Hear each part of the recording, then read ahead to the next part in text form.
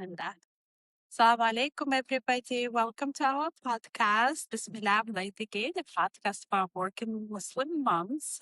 Today, we will be talking about our summer plans, how it is to be a mom and a working mom and a working Muslim mom while your kids are at off school. And also, we will be chatting about how was this year. It's been almost a year of us doing this podcast. We wanted to share with you how we were feeling, what challenges we had, what joys we had doing that. And then this would be our last podcast for this season, last podcast episode for this season. So we will be taking a summer break and we'll reconnect with you in September. Nora Jan, I'm here today with me, Nora Jan. So summer is coming. Your daughter is off school. Can you share with us how it is to plan for the summer and what challenges you had and what joys you anticipating for the summer? Yes, I didn't anticipate this. I thought I had everything planned. SubhanAllah. We plan on Allah plans. So I had enrolled my kid into a summer camp. Mhm. And then it turns out that the district didn't communicate which kids could go to what camp ahead of time. So long story short, they dropped my kid off of the list from where I did enroll her. And so I added her on another wait list. And now the wait list is closed. So right now there is no plan. Right now I'm struggling. I'm working from home all of this week. Right now, it is like a week by week situation. Next week, inshallah, we are going to put her in her old daycare. And then at this point, I don't know. My work, I should say that my work, they did do their part and they offered all of the parents of young school aged kids 10 extra work from home days, which was amazing. I think it's a blessing. But that would have worked if I had the camp set up. All right. The few weeks before, the few weeks after. So now that I don't know what we're doing. I do have some plans. Maybe I can share something later, but I had to pivot and I'm a little bit overstimulated already. And it's only been less than a week of Right. summer break starting. So yeah, it's kind of hard. I think the way everything is set up, the wait lists, the school times, the work, it's just all set up. It's not really for working parents or for working moms. It's Yes. hard, I think. I think it's really the corporate America is not set up for moms to enter that space and belong there and feel comfortable. I think everything is so difficult. Like the simplest example, even not even talking about the summer, but talking about the time when kids are in school, right? So the kids supposed to be in school from 8:30 until 2:30 or 3 o'clock, but we have to be at work from 8 to 5, right? Like they have so many minimal days and early days. Every week they have a short day, right? So who Yeah. is picking up the kids? Who is going to be taking care of them after the minimal day is over? Then they have all of those events for the kids in the middle of the day that your kid is expecting you to be there. It's heartbreaking that some parents cannot make it. And then Yeah. it's heartbreaking when I cannot make it. It really makes me feel like a horrible parent. Then moving forward, the school usually starts in the middle of the week. It's every time for us, it's a Wednesday in our school district.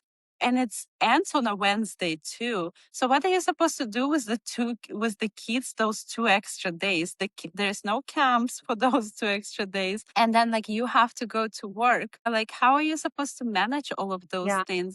So it's a very interesting setup and expectation on top of all of the doctor's appointments and dental appointments that you have to do for your child. And if you have more than one, it takes a toll on your job, right? Like if you have to take 3 days for each kid for a doctor appointment and dental appointment a year, that adds up for me to 9 days of taking PTO days to just go for Yeah. appointments and things. And Yeah. usually the moms are the ones who are doing it all. Because moms are usually the default parents. Right. And we're the ones who have to keep everything, we have to keep on top of everything. Our brains right now are I don't know why our heads are not swollen, double the size, because we have to keep everything under control. I feel like Right. if we are not doing that, then society collapses. Right. but yet we are the ones who also have to suffer because we're the moms. So Yeah. it's And the it's like blessing, a loop that never ends. yeah. And the blessing of a work from home time, I appreciate that. Definitely working from home does make a lot of things easier if you have to deal with a lot with balancing schedules for your kids and balancing your work schedule, especially if you work flexible enough to do like outside of workday hours work. Mhm, mhm. Yet I think like there's also this illusion of like that if you do work from home, that it somehow becomes easier with the kids when they during the summer at home, right? Like what do you do with the kids if they are at home and it is summertime and you Yeah. have meetings and you have work to do, you cannot attend to them. So it's Yeah, actually I mean, the becomes guilt is kind of still like there. difficult. Yeah. Yeah, Like and it becomes the more guilt is still difficult. there. How do you Yeah, balance? yeah, for me right now, I don't know how I'm balancing it. Right now, we're on day 5, 6. Right now, I don't know how we're balancing. I'm working. Not gonna lie, TV's on most of the day. We try, I'm implementing a little routine in the morning, to get some less screen time. But when there are days where I have meetings right off, right in the morning. So there's that, and then I feel bad where it's like today's a beautiful day. I'd rather be out with my kid. I'd rather take her to the beach. I'd rather take her to some kind of beautiful park and we can just sit there, but I can't because we're home. The I think the best thing about working from having the privilege of working from home is that it cuts out the commute time, especially for me. I'm a super commuter. That saves a lot of time, and then I'm able to kind of manage a little bit here and there. I can stop and then I can just tend to my kid. But there are moments where I'm in the middle of a meeting and she's having every kid has a moment that they tantrum, but why does it have to be right in the middle of my meeting that I'm presenting? So it's been a little bit crazy. I don't have help right now. I don't have any. My husband he works on site. He's working a lot. I'm doing it all on my own. Right now there's no village and it's a little bit sad. It would be nice if even if we did get her into camp wouldn't start until next week. So she would have had like a week and a half of not doing anything. I have at least the privilege to work from home, but what about the parents who don't have that option and they have to take the time off? What if they don't have the paid time off? It just messes everything up. So there definitely needs to be a better system in childcare, after school care, and summer camp or summer activities. And even the ones that do start early, they charge an arm and a leg. Some camps are charging so much money. Yeah. So right I now, no wanted matter to. how I see it, no matter how you slice it or dice it, right now it's hard. And I think also really quickly is that because I'm new in the school world, we just finished TK, so hopefully, Charlotte, next year I'll know exactly what to do. Mommy, hopefully. Can I have dessert? Okay. What time is it? Not even 10 o'clock. Dessert. Who cares? I think like you touched upon a lot of good points. I think you touched upon a guilt as a mom when you are a working mom and your kids are off school and you really all you want is to just have that fulfilled summer with them, that summer joy with your kids. It's very sad that you cannot engage with your child in the same way if you wouldn't be bounded by work. Mhm. So I often do feel that feeling of like, I wish I was taking them to the zoo, to the park, to the beach right now.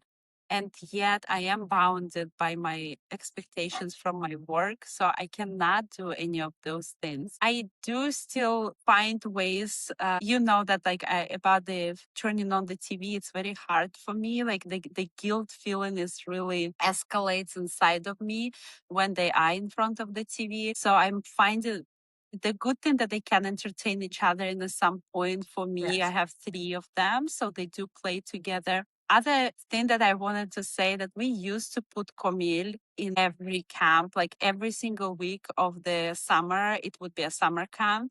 And not necessarily that we needed it to work, because back then I was working night shift at the hospital. So technically he could have just stayed home with me while I'm taking a nap, or we could have put him in daycare for a couple of days, what we were doing throughout the year. Mhm. Yeah, I chose to put him in every camp possible because I wanted him to experience all of those things. And over time, I realized a couple of things. First of all, that wasn't truly a fulfilling experience for anybody because he wanted a summer. Everybody wanted a summer. And it was so much hassle every morning to get up, to get him ready, to take him to the camp. I didn't enjoy it at all, right? Like, because in San Francisco, we had to like drive different directions. And in the morning, it was morning traffic. I definitely cannot tell that I enjoyed that. Also, by the middle of the week of each camp, he was over it. He did everything, he saw everything, the novelty was gone, and he would be like, I'm not going. So it was a battle to actually take him to the camp. And it's anxiety for a child. Every week, you with a new group of kids, you with a new teachers. It's a lot of anxiety provoking for a child, especially for a deeply feeling child. It was like a lot of anxiety provoking feelings. When I had another child, we still did some camps. And then when Hakim turned 3, I believe, no, 2 summers ago, I made a choice not to put Kamil in any camps. He had couple camps just for fun, but I did not do it. I wanted them to spend time with each other. And that was the best decision. That was absolutely the best decision that I have made because they developed such a beautiful bond with each other. They start playing and they still, till this day, they still play the games that they come up with that summer. They still play those games right now. Like yesterday, they were still playing their monster trucks and magnet, like a war, whatever they're doing in there. They built like Such the a boy whole thing. city. Yes, there's a whole city, there's a whole war happening and they can spend hours doing that together. So that was a beautiful decision. Yes, it came from multiple factors. It came from I cannot drop off a child at 9:30 or 9 o'clock when I have to be at work at 8 a.m. Back then, I was working in person. I wasn't able to pick him up at 2 o'clock when I have to be at work until 4 or 5 p.m. So it did came from this feeling of I just cannot do those things. It's just not going to work for my work schedule. It's just not going to work for our family. I cannot have this battle every morning. I want my child have a summer, and because of me, they cannot have this free summer, right? All of those. And you touched upon how expensive the camps are. Camps are crazy expensive. In our area right here where we live right now, they want 450 a week, right? A week. Yeah. A week, yes. So we are talking about a lot of money for the summer for 3 children, right? Like you have to count each child. So for me, it's going to cost 1,500 for each week to put my kids into summer camp. Yeah. You know, it doesn't It's mean great. that, yeah, a lot. It is a lot. And I think there's also like a priority list, of kids that have access to the programs or the summer program at a Yeah, reduced we can or like qualify. free. Uh-huh. But, but there's a priority list and, alhamdulillah, I'm saying like we're so blessed. Like we're not on the list. Okay. Let's put it this way. We're not in any of the Right. categories. Alhamdulillah, in that sense. But also I think there needs to be some kind of priority for working parents too. Not everyone can afford a camp for 400 to revamp this. It needs to be more accessible. Camps need to be fun and engaging. The thing is, I know that they're all fun. All these camps are so much fun. They need to have more space. They need to be more accessible to everyone. And they shouldn't be charging that much money, period. Like, I mean, we're working. We also need to be saving money. We also have other expenses. Camps shouldn't be that much money. And it shouldn't be that exclusive to get into. It should be open to all. So, right, this is definitely my first And time what would experiencing you this. I'm say? hoping next year it's a different thing. What would you say to people? What you were just saying, right? So camps should be accessible to everybody, regardless of of course, if you like ultra rich, I don't know, 1%, that we're talking about completely different circumstances. But for the working parents, the daycare should be accessible. For working parents, the camps should be accessible. We should support our, especially working moms, to provide all of those accommodations for them. What would you answer to people who say, that was your choice to make a baby and that was your choice to become a parent, so you just have to deal with the consequences? Why the government, why the taxpayers have to pay for your child? What I would say is something that I can't say on this podcast because it's haram. How dare anyone tell anyone why did you make a kid if you didn't know? How was I supposed to know that it's hard to get into camps? I didn't know that. How was I supposed to know? You want to make a family, but the government is not supporting you. To thing is like if my kid can't go to a camp or go to an after school program, the company suffers because I'm not there. I have a role to play at work. If I'm not supported at home, I'm not going to be able to do my job at work. So it's like if I know that my kid is safe, protected, watched, being, is engaging in fun, educational, enriching activities, I will be so much more at ease knowing that my kid is safe and doing well while I work. Do I wish to be with her? Yes, I do, but I have to work. Jobs need to support us. The government needs to support working parents. That's it. Like all working, they should get rid of the threshold of whatever the income threshold is. They should also give a break to parents who are working because we're actually making money. We're actually generating income for this freaking country. So why not help me? Help a mother out. No? I think like you bring in very good points. And I do have I thought about it a lot because I tend to see both sides. And I wanted to say that my children will pay your social security benefits when you're going to be old. I am raising the kids because you don't want to raise a child, because you chose to be childless. My kids, when they're going to grow up, they're going to be taxpayers who will be paying your social security benefits. If we all choose to be childless, this economy and this country will collapse. The people who are having children right now, the future of this country, if we don't have young people working in a workforce, we don't have taxpayers. There's a lot of countries right now struggling. Japan is struggling with the births, like I think they like below 1 right now, right?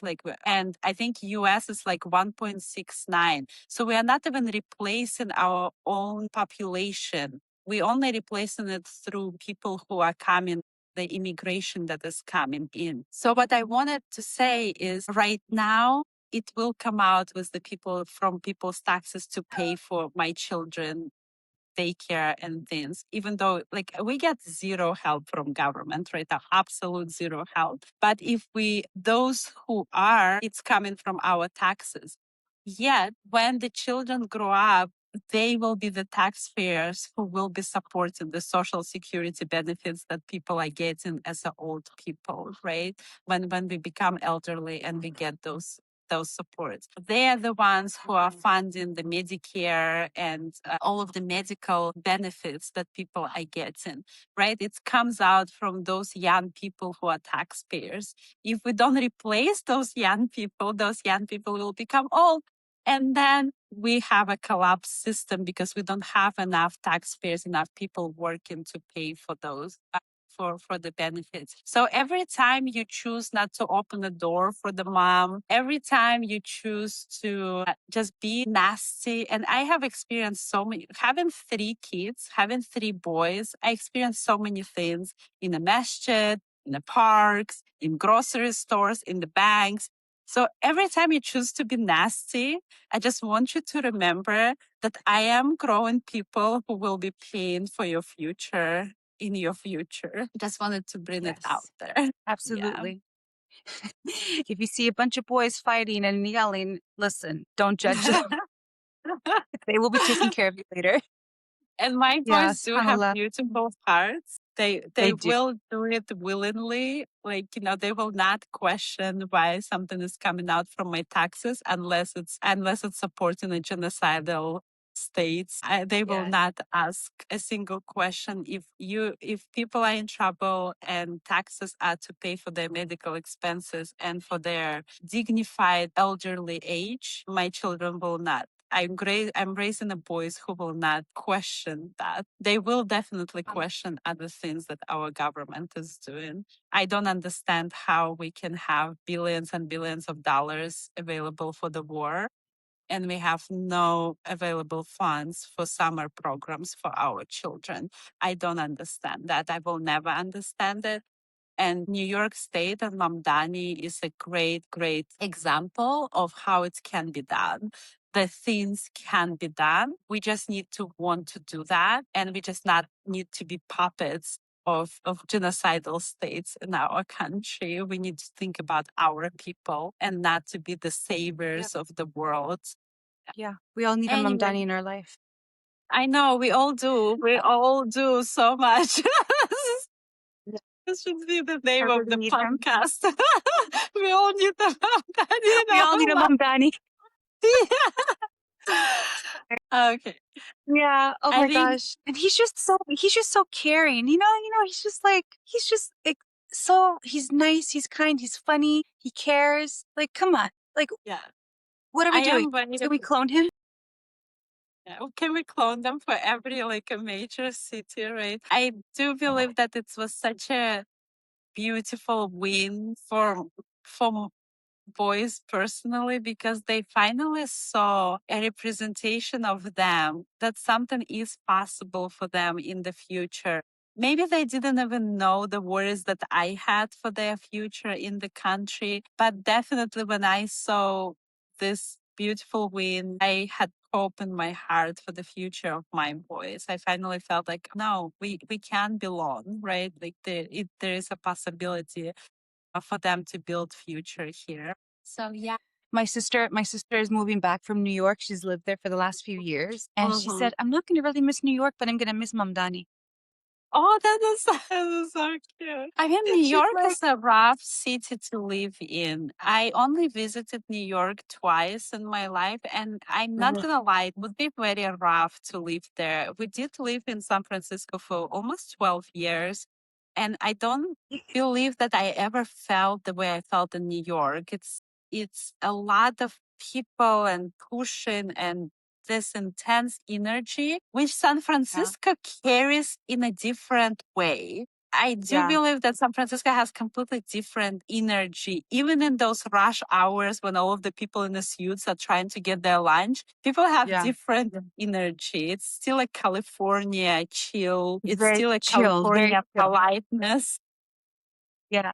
Well, I went to New York only once earlier this year. And okay, I went in Mhm. the winter. Okay, I will never do that again. However, I It's thought it so was beautiful. cold.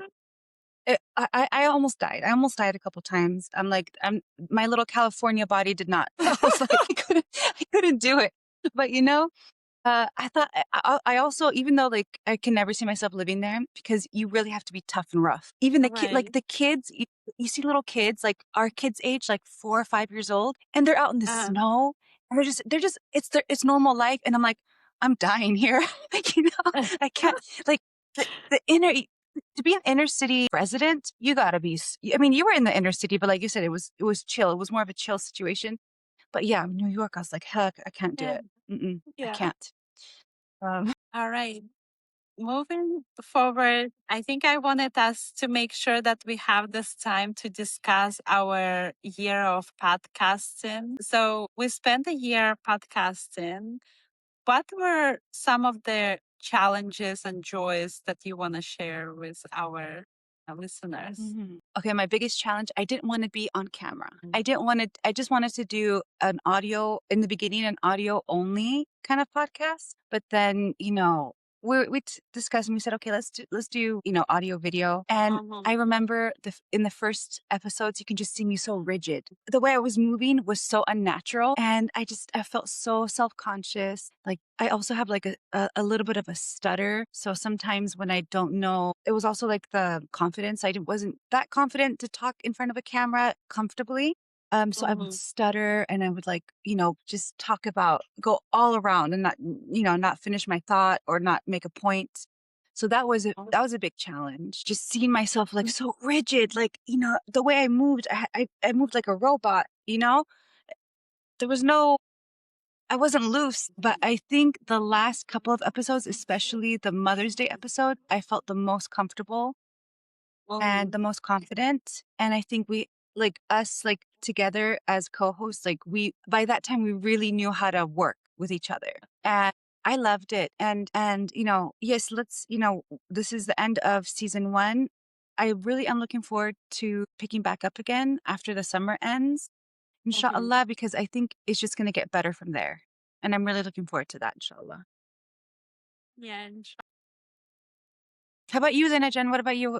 What was the most challenging part and like the most favorite part in the last few months of doing this together? the most joyful part is actually the connection that we have developed throughout this podcast. I think I got to know you on a different level. We definitely hit it off early on in our friendship. And then we had kids, right? So Mhm. every single time we would hang out with each other, we had kids all over us, right? So Literally. you cannot connect. So for the last Camille is 11 years old almost. So for us, for the last 10 years, we always had a child around that you cannot just sit and deeply connect with a person when you constantly have to address the need. Do you want a dessert? Do you want TV? Do you want water? Mhm. Do you want a snack? Then also, I felt like over time, we also had a lot of other friends and people around us. So that was another point where like we couldn't again deeply connect with each other, right? Because we always were in a social gathering. And I'm introverted, you're more extroverted. You enjoy having people around. For me, like I like this one-to-one connections with people. I feel it's much deeper. I get to know them much better and it's more satisfying and fulfilling to my heart. So that's definitely the most joyful thing is like how much we got to connect because our husbands decided to support us in like watching the kids while we're doing this podcast. And we consistently had this one-to-one time to just chat to each other. And we cut a lot of parts that we chat about from this podcast because it might be so personal that we don't want people to hear or share. In Yeah. addition to that, we had all of those prep sessions. So, and those prep sessions never were prep sessions. It's always went off Yeah. the rail. And we talked about the family, the husbands, the kids, the parents, the life, the work. I felt like out of an hour of a prep session, we would spend 5 minutes prepping and then the rest would be just connecting deeply. Yeah. That was definitely my favorite part. The challenging part, it was, and I think like the the listeners probably already know my guilt theme in everything. It's another guilt feeling of taking the time on a Sunday morning from my kids. Often my husband would take them to the park and I was missing out on top of me working and missing out on the time with them when I'm working. I felt like now it's Sunday and I'm missing out on the time with them. Finding this balance because it did become an additional, even though it started as a creative outlet that we wanted to have fun and do something for ourselves. The editing, figuring things out, learning something new, it did become like Mhm. a second job.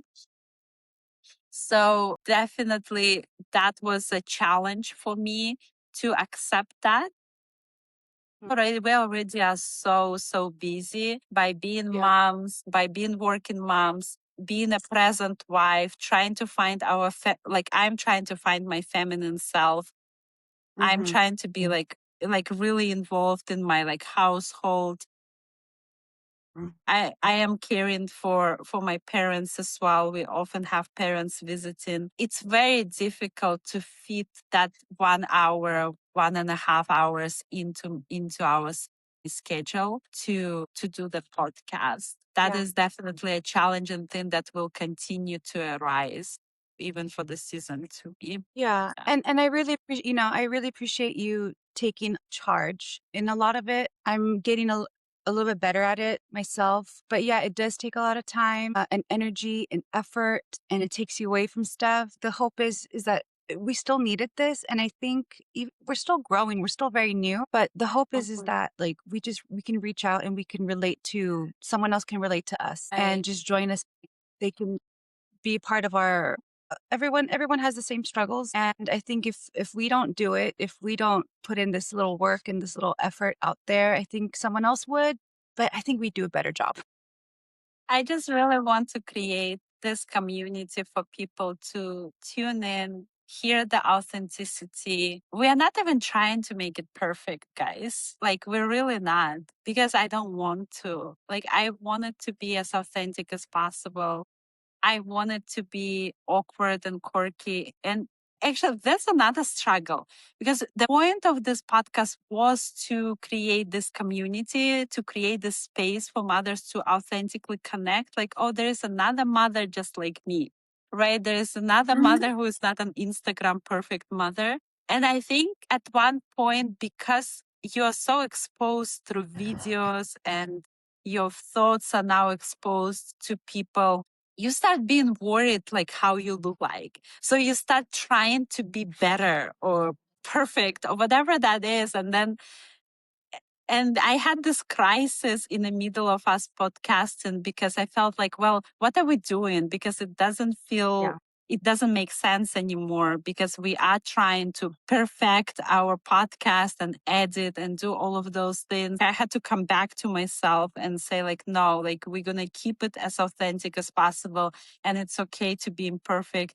It's okay not to make sense sometimes when I talk. It's okay for Nora Jan not to make sense sometimes when she talks, because that's how human talk. Okay, human don't talk through the edited things like that. Every single like word is edited. This is not real life. People don't talk fast. Okay, the funniest thing is how we speed up our conversation. And then I noticed how whenever I listen to any podcast, people speed up how they talk. And I'm like, why am I talking so slowly? This is annoys me so much. And then I was like, people, like, this is how our brain is trained by social media right now. Even when you listen to any podcast or any video, people speed up how they talk. They like do like 1.5 or 2. People don't talk like that. This is why it became so annoying to even talk to people, because you feel like they cannot make their point. They can if you give them time. If you like, you cannot speed up the conversation. There's just so many features in editing that opened up my eyes to this whole social media craziness and how it affects human communication. When you constantly listening to YouTubers and podcasters who speak on 2.x, right? Like, you know what I mean? Like, you start thinking that other people are talking slow. You start thinking that you are talking slow. And also when people edit all of those little things, again, you feel like, oh my God, like nobody's making their point. Can you already get to your point? No, human people talk like that. When you edit, you cut and paste everything extra out. So you just have your point made. So it's really opened up my eyes how I see communication with people right now, because I realized how biased my brain is after being exposed to social media for so long without understanding how social media is made. Yeah. And we're still learning. We're still learning, and I think whatever we're doing, the hope is that you like the slowness. Whoever listens, our listeners like having like two real moms just talking. I am a slow talker. Sometimes I think mid sentence. I'm not a robot, so the hope is that whoever joins us, whoever likes to join this community, you just like us for who we are, and inshallah, we'll just make it better. It's okay to ask. It's okay to improve. The hope is that during this break, while we are taking care of our own personal stuff, we will be able to come back stronger and better, but also still stay authentic to who we are and our mission to this podcast. All right. Well, ladies, have a wonderful summer. Enjoy your kids, enjoy your work, be kind to yourself. It's okay not to always be present. I know, I'm gonna put my call out sick, take your PTO. You can't go into the office today. Go to the beach. Okay? Enjoy the time with your kids. The time with your kids. Just be kind to yourself. That's the main thing. Join our community, follow us, subscribe, share with your friends. We do want this community to grow, so all this effort that we are putting in is not wasted. We appreciate you taking the time listening to us. Have a wonderful summer. Assalamu alaikum.